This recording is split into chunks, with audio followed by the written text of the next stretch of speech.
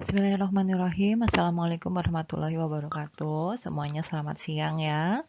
Untuk pertemuan kelima kali ini yang kita akan membahas mengenai antibiotik. Antibiotik adalah suatu hal yang sudah sangat umum didengar ya. Kalian semua pasti sudah pernah mendengar apa itu antibiotik. Sudah pernah pakai antibiotik? Ada yang belum pernah pakai antibiotik? Sepertinya dari kalian semua sudah pernah lah ya pakai antibiotik, cuma mungkin tidak sadar apakah yang diminum itu antibiotik atau tidak. Sebenarnya apa yang dimaksud dengan antibiotik itu sih? Ada yang bisa? Antibiotik, Bu, berarti antibakteri. Oh, antibiotik antibakteri gitu ya. Berarti obat untuk membunuh bakteri, obat untuk menghambat bakteri gitu ya. Sehingga tidak terjadi infeksi, betul? Oke, pintar semuanya lah satu kelas ya sudah paham mengenai antibiotik. Antibiotik atau antibakteria ini pertama ditemukan oleh yang namanya Alexander Fleming di tahun 1881 sampai 1955, yaitu ditemukannya adalah penisilin ya. Penisilin. Penisilin bukan nama antibiotik ya. Itu adalah nama golongan antibiotik. Golongannya adalah golongan penisilin. Contohnya mungkin obatnya sering kalian dengar adalah amoksisilin. Berarti sudah banyak sekali ya nama-nama obat yang kalian dengar, yang kalian hafalkan di farmakologi ini. Dari farmakologi dasar, farmakologi 1 sampai farmakologi 2 gitu ya. Udah ratusan obat yang memang sudah harus kalian hafal.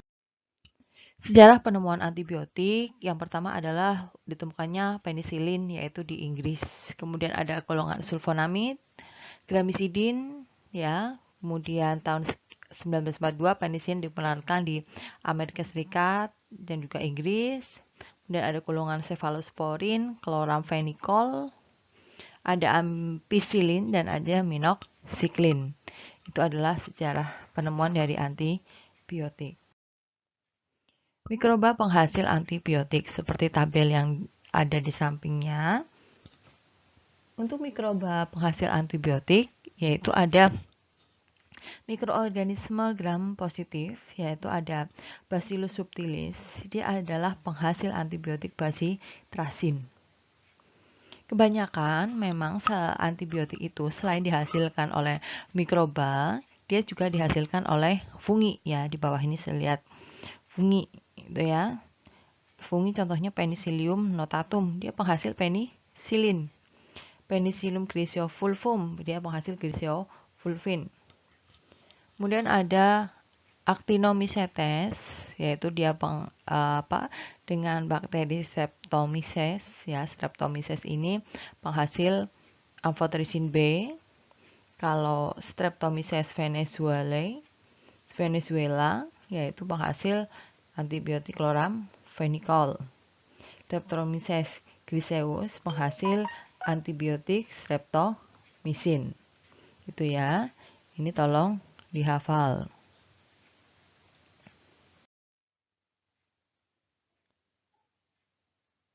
Untuk antibakteria, bakteri ya memasuki tubuh, kemudian akan mengalami penetrasi ke jaringan.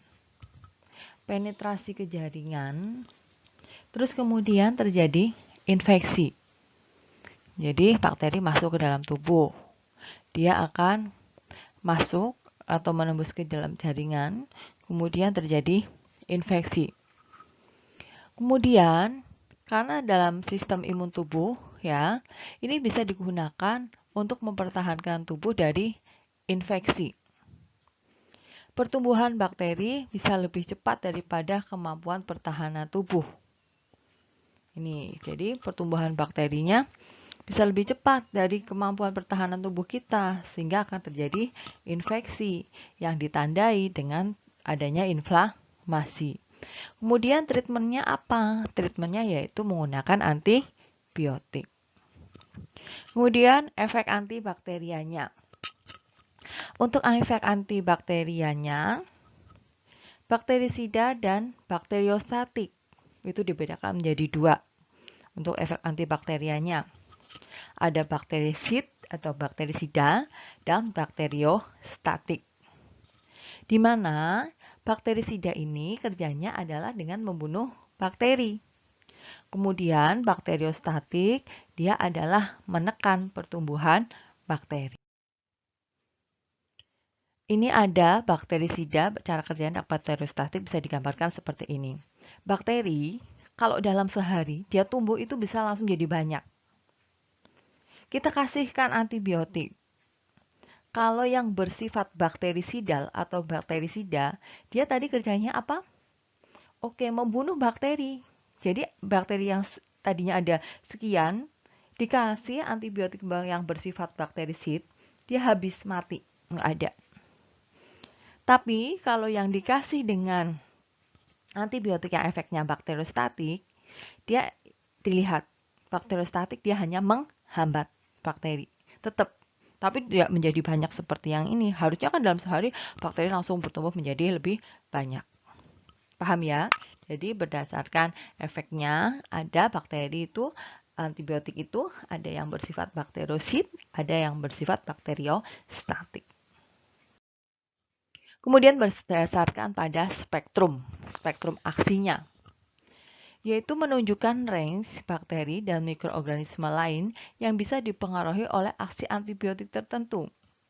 Berdasarkan spektrum aksinya, antibiotik itu dibedakan menjadi spektrum luas, yaitu efektif terhadap bakteri gram positif dan juga gram negatif. Luas loh. Luas itu berarti dia bisa untuk gram positif, bisa juga untuk gram negatif. Kalau sempit, dia efektif terhadap bakteri gram positif saja atau gram negatif saja. Kalau sempit dia milih kerjanya, dia hanya di positif saja ataupun di negatif saja. Begitu ya. Tadi ini berdasarkan spektrum aksi dari antibiotik. Spektrum aksinya ini ada gram negatif, ada gram positif.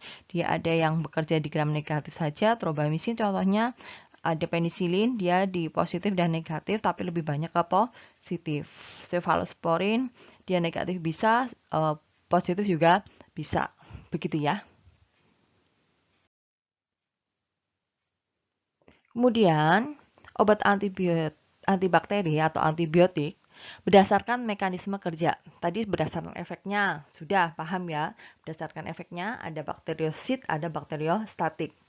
Berdasarkan spektrum aksinya ada luas dan sempit. Kemudian berdasarkan mekanisme. Berdasarkan mekanisme kerja dari antibiotik atau antibakteri, yang pertama, dia bisa menghambat dinding sel. Dinding sel siapa? Ya dinding selnya si bakteri. Ya, menghambat sintesis dinding sel. Kemudian bisa juga dia kerjanya dengan penghambat atau menghambat sintesis tetrahidrofolat. Yang ketiga, dia bisa juga menghambat fungsi DNA dan bisa juga menghambat sintesis protein. Begitu ya. Ini adalah mekanisme kerja dari antibiotik. Menghambat dinding sel, menghambat sintesis tetrahidrofolat, menghambat fungsi DNA, menghambat sintesis protein. Dihafalkan, tolong ya. Berdasarkan kelas major class of antibiotik ya. Kelas utama antibiotik ada aminoglikosida, golongan aminoglikosida, ada golongan beta-laktam yang di dalamnya ada penisilin, cefalosporin, carbapenem, terus kemudian ada golongan plinuron dan yang lain-lainnya. Ini penggolongan antibiotik ya. Silahkan dibaca sendiri, saya contohkan. Golongan beta-laktam ya, dia ada contohnya obatnya adalah penisilin G, penghasil penisilin dan cefalosporin. Ya, dihasilkan ini. Jadi yang masuk beta-laktam, nanti kalian hafalkan. Golongan penisilin, golongan cefalosporin. Dia itu adalah masuk ke dalam golongan beta-laktam. golongan penisilin, ya. Dia contohnya penisilin G, golongan cefalosporin, contohnya cefalotin. Dia dengan spektrum yang luas. Spektrum luas yaitu dia berarti bisa di gram positif maupun di gram negatif ya. Dengan mekanisme aksi, apa kerjanya? Menghambat sintesis dinding sel bakteri, yaitu pada peptidoglikan ya, dan perangkaian dari si peptidoglikan. Gitu ya. Saya contohkan lagi. Ini ada asam clavulanat. Contohnya adalah clavamox. Asam clavulanat ya. Ini spektrumnya luas dengan mekanisme aksi yaitu merusak bakteri yang menghasilkan inhibitor beta laktamase. Dan ada lagi saya contohkan adalah makrolida. Contoh obatnya namanya erythromycin. Dia adalah menghambat di spektrumnya untuk bakteri gram positif iya, gram negatif juga iya yang non-enterik. Dengan menghambat mekanismenya adalah menghambat translasi. Jadi dihafalkan untuk penggolongan-penggolongannya tadi sudah ada golongan penisilin, golongan cefalosporin, golongan makrolida, gitu ya. Itu dihafalkan contoh tadi golongan-golongan itu ditulis ya di buku kalian. Golongan antibiotik golongannya apa, contoh obatnya apa, mekanisme kerjanya bagaimana. Menghambat sintesis dinding sel, di mana sel bakteri tadi ya terlindung oleh namanya dinding sel. Kemudian perlindungan dari senyawa asing dan hancurnya sel akibat tekanan osmotik. Sel bakteri ini dilindungi oleh dinding sel, gitu ya. Bakteri kita tahu dia punya dinding sel. Sebagai perlindungan dari senyawa dan hancurnya sel akibat tekanan osmotik. Dinding sel bakteri ini tersusun dari suatu struktur yang disebut dengan peptidoglikan. Jadi dinding sel tadi, si pelindung sel bakteri, ya, dinding selnya itu terdiri dari namanya peptidoglikan atau murein. Kemudian obat-obat antimikroba yang bekerja sebagai penghambat sintesis dinding sel, yaitu otomatis menghambat sintesis dinding sel, dia menghancurkan dinding sel bakteri, berarti menghambat si peptidoglikan. Berdasarkan struktur dinding sel bakteri dibagi menjadi gram positif dan gram negatif berdasarkan pewarnaan gram. Gram positif berdasarkan pewarnaannya biasanya adalah berwarna ungu setelah proses pewarnaan gram. Itu gramnya berarti dia positif.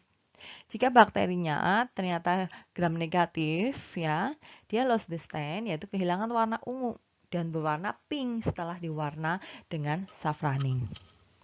Kalau positif dia warnanya ungu, gram negatif dia warnanya setelah dikasih pewarnaan adalah pink. Ini adalah tadi ya gimana caranya penghambat terhadap sintesis dinding sel, yaitu menghambat si peptidoglikan sebagai struktur pembentuk dinding sel. Ini gram negatif ya. Kemudian biosintesis peptidoglikan. Ada 3 tahap dalam biosintesis peptidoglikan, yaitu ada sintesis monomer murein, polimerisasi glikan, dan polimer cross linking.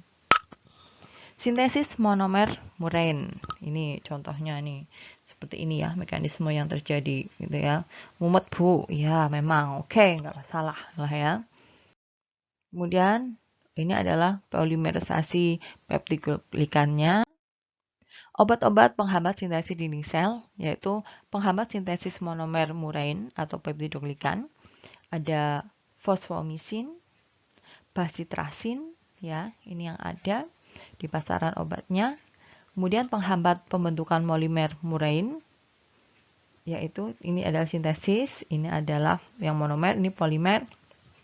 Vancomycin, yang ada obatnya di pasaran ini adalah vancomycin. Kemudian penghambat proses cross linking, ya tadi ada 3 tahap ya. Penghambat proses cross-linking yaitu contohnya adalah penisilin. Penisilin G yaitu penisilin kan golongan beta laktam ya. Penisilin contohnya ada ampicillin maupun amoxicillin. Sensitif terhadap beta laktamase. Terus kemudian dikombinasi dengan asam clavulanat sehingga jadi clavulanat asid atau dikombinasi dengan asam clavulanat atau clavulanic acid atau surbactam ya. Ini jadinya obat namanya coamoxiclav, amoxicillin dan asam clavulanat ya sebagai inhibitor beta laktamase. Ini beta laktam ada penisilin, cefalosporin ya, monobactam, carbapenem, asam clavulanat, sulbactam. Terus kemudian sebagai penghambat proses cross-linking, ini contohnya adalah antibiotik golongan cefalosporin. Antibiotik golongan cefalosporin dibagi menjadi 5 generasi, di mana generasi pertama contohnya adalah cefazolin, cefalexin. Antibiotik cefalosporin generasi kedua contohnya ada cefuroxim. Kemudian antibiotik cefalosporin generasi ketiga contohnya ada cefotaxim.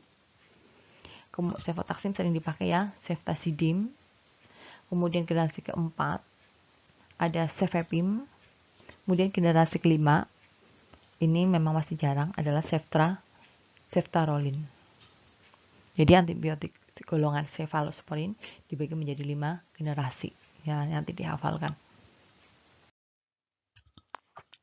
Kemudian penghambat proses cross-linking yaitu golongan monobactam dan carbapenem. Contohnya adalah aztreonam, imipenem, meropenem. Ya, imipenem, meropenem ini ada obatnya. Ini adalah monobactam dan carbapenem. Tadi ya obat antimikroba ini ya kerjanya di peptidoglykan sini menghambat dinding sel. Ini adalah pori ya sebagai celah. Ini ada sitoplasmic membran. Ini adalah bakteria di sini. Ada contohnya yaitu ada etambutol, yaitu untuk menurunkan sintesis arabinogalaktan ya.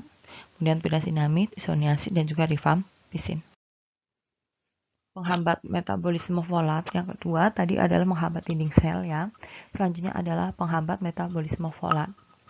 Asam folat adalah suatu senyawa yang berfungsi dalam reaksi enzimatik yang penting dalam biosintesis prekursor DNA dan juga RNA.